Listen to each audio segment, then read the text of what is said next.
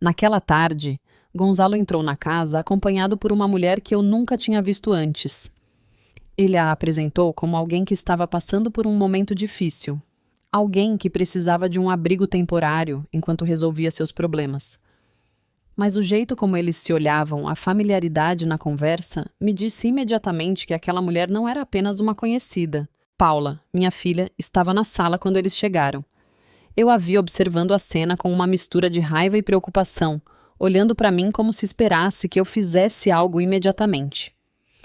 Tentei manter a calma e perguntei a Gonzalo por que ele não havia me consultado antes de trazer alguém para morar conosco. Ele respondeu com uma frieza que eu nunca tinha visto nele, antes dizendo que aquela também era a casa dele e que ele tinha o direito de ajudar quem quisesse. Verônica, a mulher que ele trouxera, parecia frágil, quase tímida, assegurando-nos entre lágrimas que não queria causar problemas para nossa família. Mas mesmo naqueles primeiros minutos, algo em seu comportamento me pareceu estranho. Ele observava a casa com atenção excessiva, os arquivos no escritório à disposição dos cômodos e, sobretudo, o comportamento de Paula, como se estivesse calculando algo desde o início. Aquela tarde começou com uma humilhação pública, na minha própria casa. Fui traída na frente da minha filha, obrigada a assistir, enquanto meu marido trazia outra mulher para dentro de casa, enquanto Paula tinha que me ver sendo degradada no único lugar onde eu deveria me sentir segura. Para entender como chegamos a esse ponto, é necessário voltar aos primeiros anos do nosso casamento, quando eu ainda pensava que estávamos apenas passando por uma fase de cansaço passageiro. Gonzalo e eu estávamos casados há vários anos. Paula não era sua filha biológica, mas desde o início ele me garantiu que aceitava completamente meu passado, prometendo construir uma família sólida com nós dois. Por um tempo, vivemos dias realmente tranquilos, sem grandes problemas, compartilhando rotinas simples, que na época pareciam suficientes para sustentar qualquer casamento. Com o passar dos anos, porém, Gonzalo começou a mudar. Ele chegava cedo ao trabalho e voltava tarde da noite, escondia o celular com um cuidado que não demonstrava antes e se irritava com qualquer pergunta que eu fizesse sobre seu comportamento.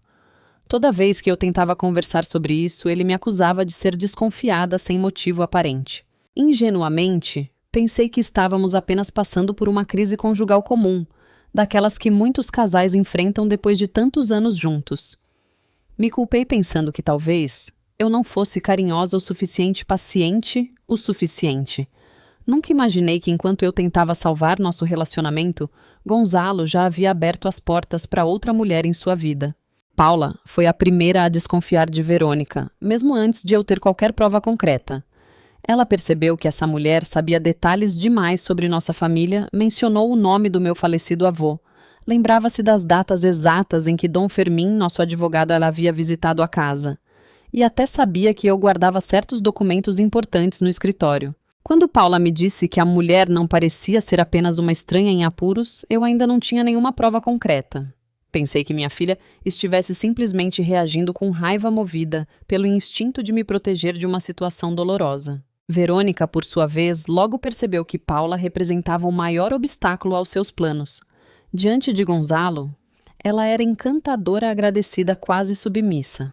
Mas quando ele não estava por perto, fazia comentários incisivos dizendo a Paula que era hora de se tornar independente e que não deveria continuar tão apegada à mãe. Em mais de uma ocasião, ela perguntou a Paula, com uma curiosidade que não condizia com uma mera hóspede temporária, sobre a herança da nossa família, sobre meu avô, sobre documentos relacionados a futuras heranças. Cada pergunta parecia casual, mas ela a repetia com uma insistência que começou a me incomodar profundamente. Em poucos dias, Verônica deixou de se comportar como uma convidada. Começou a trocar as cortinas da sala, a reorganizar os móveis ao seu gosto, a usar meus utensílios de cozinha sem pedir permissão e a preparar o jantar para Gonzalo como se sempre tivesse sido em sua casa. Longe de acabar com essa atitude, Gonzalo a defendeu abertamente. Acusou-me de ser egoísta, de não entender a difícil situação pela qual uma mulher necessitada estava passando. Culpou Paula por ser fria e distante com nossa hóspede, como se o ressentimento da minha filha não tivesse qualquer justificativa razoável. Dona Assunção, mãe de Gonzalo, também começou a se intrometer nas conversas da família. Ela disse que Verônica parecia uma mulher jovem e atenciosa, disposta em cuidar da casa, enquanto eu, em suas próprias palavras, sempre parecia tenso e desconfiado. Ela culpava Paula por ser a principal causa da instabilidade em nossa casa. Houve uma tarde que não consigo esquecer. Verônica entrou no quarto de Paula, sem permissão, com o pretexto de ajudar a arrumar. Enquanto revirava as gavetas, encontrou um envelope com o nome de Dom Fermim impresso de forma bem visível. Paula a flagrou com o envelope nas mãos e reagiu com uma fúria perfeitamente compreensível. Verônica imediatamente se fez de vítima diante de Gonzalo, insistindo em meio a lágrimas que só queria ajudar em casa e que não entendia por que estava sendo tratada com tanta hostilidade. Sem hesitar, Gonzalo repreendeu Paula duramente, acusando-a de se comportar de maneira desrespeitosa com alguém que, segundo ele, não merecia nenhum tratamento hostil. O que Gonzalo desconhecia completamente era a verdadeira origem da herança que um dia pertenceria a Paula. Meu avô, Dom Baldomero, havia falecido anos antes, deixando para minha filha uma herança considerável, uma casa, economias significativas e participação em certos investimentos familiares. Sempre mantive essa informação em absoluto segredo. Não queria que minha filha se tornasse alvo de interesse financeiro de ninguém, nem queria que o dinheiro ditasse como os outros a tratariam. Somente Dom Fermim, nosso advogado de confiança, e eu sabíamos o valor exato daquele patrimônio. Gonzalo sabia vagamente que Paula receberia algo no futuro, mas nunca soube valores específicos ou detalhes legais da questão. Por isso era tão perturbador que Verônica insistisse em perguntar sobre heranças, documentos e propriedades da família. Alguém devia ter lhe dado informações, ou ela mesma havia feito alguma pesquisa antes de entrar em nossas vidas. Com o tempo, descobri que essa informação não tinha chegado até mim por acaso. Anos antes, Verônica havia trabalhado em uma consultoria especializada em procedimentos notariais, um trabalho que a ensinou a navegar em registros públicos e a identificar bens familiares mal protegidos. Ela não conheceu Gonzalo por acaso, procurou-o deliberadamente depois de investigar por meio de conhecidos em comum que a esposa dele tinha uma filha com uma herança considerável pendente. Esse detalhe despertou em mim uma suspeita que cresceu a cada dia, embora eu ainda não tivesse provas suficientes para confrontar alguém abertamente. Sob a influência constante de Verônica, Gonzalo começou a demonstrar crescente hostilidade em relação a Paula.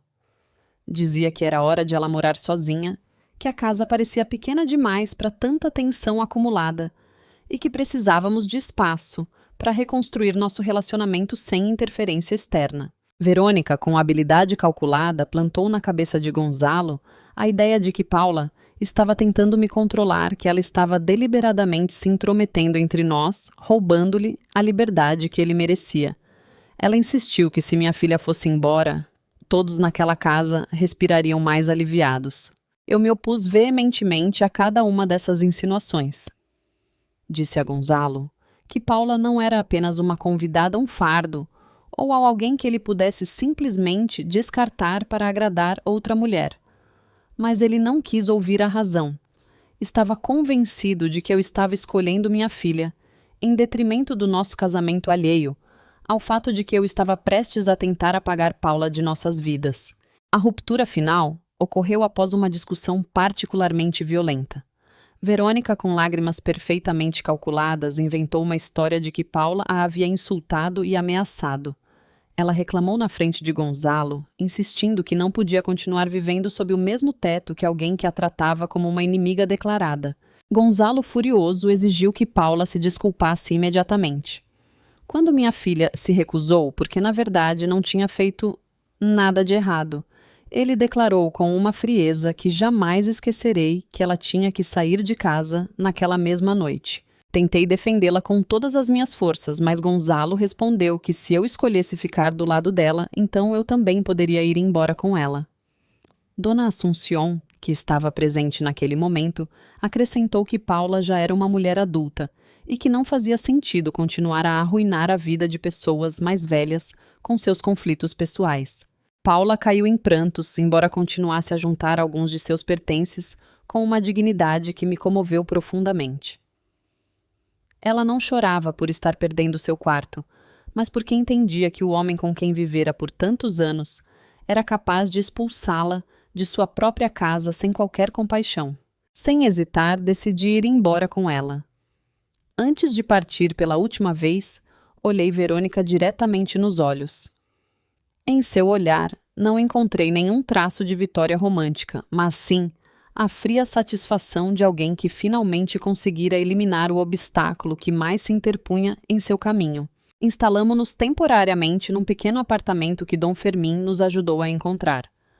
Paula sentia-se completamente derrotada, questionando-se, repetidamente, se ela tinha sido realmente a causa da perda da minha casa e do meu casamento.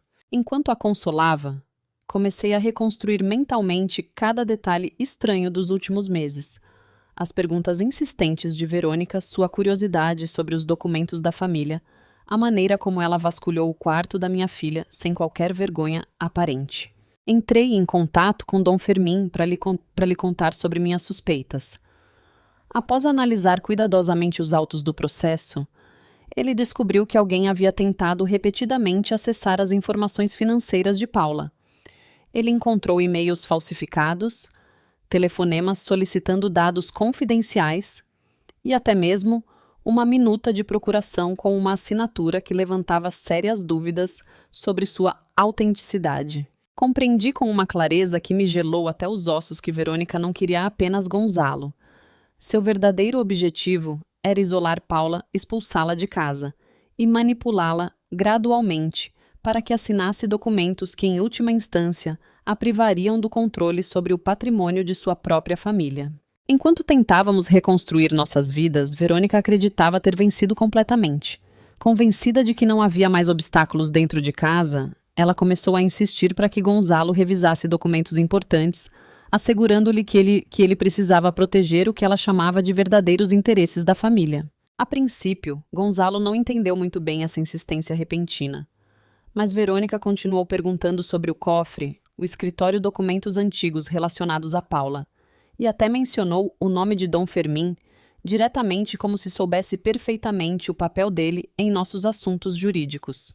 Em mais de uma ocasião, ele sugeriu que, como Paula era jovem e emocionalmente vulnerável, após a separação seria fácil convencê-la a assinar certos documentos para que, em suas próprias palavras, os adultos pudessem assumir um controle melhor da administração de seus bens. Gonzalo foi percebendo aos poucos que o verdadeiro interesse de Verônica era o dinheiro da minha filha muito mais do que ele próprio. No entanto, seu orgulho o impedia de admitir abertamente que havia sido manipulado desde o início. Certa noite, por puro acaso, ele ouviu uma conversa telefônica entre Verônica e alguém que não conseguiu identificar. Ouviu-a mencionar a palavra herança, dizer que sua filha já havia sido retirada de casa e afirmar que tudo o que faltava era uma assinatura para concluir o plano que vinha elaborando há meses. Aquele momento marcou o início de um medo profundo, que Gonzalo não soube como enfrentar de imediato. Pouco tempo depois, Dom Fermín organizou uma reunião formal para discutir um assunto relacionado a supostas irregularidades nos bens de Paula. Ele convocou todos os envolvidos, Gonzalo, Verônica, Paula e eu, além de Dona Assunción, que insistiu em estar presente. Verônica chegou com total confiança mais uma vez, representando o papel da mulher inocente, assegurando a todos que só queria ajudar a estabilizar a vida familiar de Gonzalo. Ele permaneceu sentado ao lado dela, embora sua expressão refletisse uma inquietação que ele não conseguia mais esconder de ninguém. Dom Fermín começou a apresentar um a um os resultados de sua investigação, registros de ligações, solicitando informações confidenciais sobre o patrimônio da família, e-mails falsificados enviados a diversas entidades e uma minuta de documento de representação legal com uma assinatura, cuja autenticidade era, no mínimo, altamente questionável.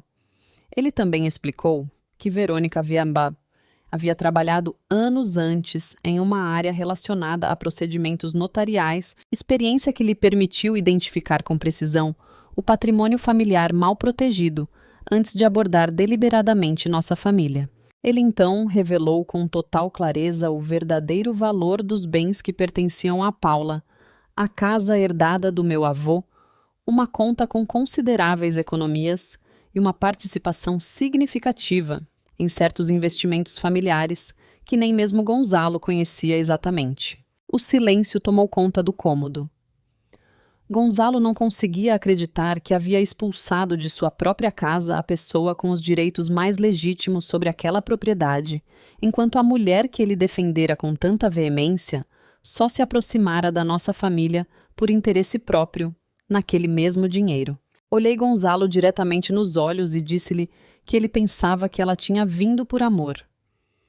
Na realidade, ela veio por algo que ele nem sequer sabia que se lhe sustentava, porque nunca se preocupou em perguntar quem de fato estava a prover silenciosamente boa parte da nossa estabilidade econômica e emocional durante todos aqueles anos. Verônica tentou negar todas as acusações, insistindo que tudo não passava de um terrível mal-entendido e que ela só queria ajudar a família de Gonzalo a permanecer unida. Mas as provas apresentadas por Dom Fermín eram demasiado convincentes para sustentar qualquer defesa credível perante os presentes. Gonzalo voltou-se para ela com uma expressão de genuína perplexidade, compreendendo pela primeira vez que nunca fora verdadeiramente amado. Ele fora apenas um instrumento útil para ter acesso à herança de uma jovem que ele próprio ajudara a expulsar de casa sem qualquer compaixão. Dona Assunción, visivelmente transtornada, não conseguia acreditar que a mulher que ela defendera com tanta veemência se revelasse alguém interessada apenas no dinheiro de sua filha. Aqueles que antes apoiavam Verônica, abertamente agora, mantinham um silêncio vergonhoso. Gonzalo aproximou-se de mim e de Paula pedindo desculpas com a voz embargada.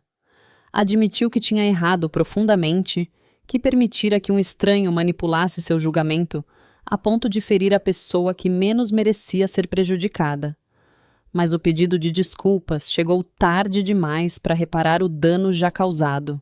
Expliquei a ele que o que mais me magoava não era apenas a traição, mas o fato de ele ter usado sua autoridade como marido para expulsar uma jovem inocente de sua própria casa, simplesmente porque ela decidiu confiar cegamente nas palavras de alguém que mal conhecia. Decidi não voltar para Gonzalo.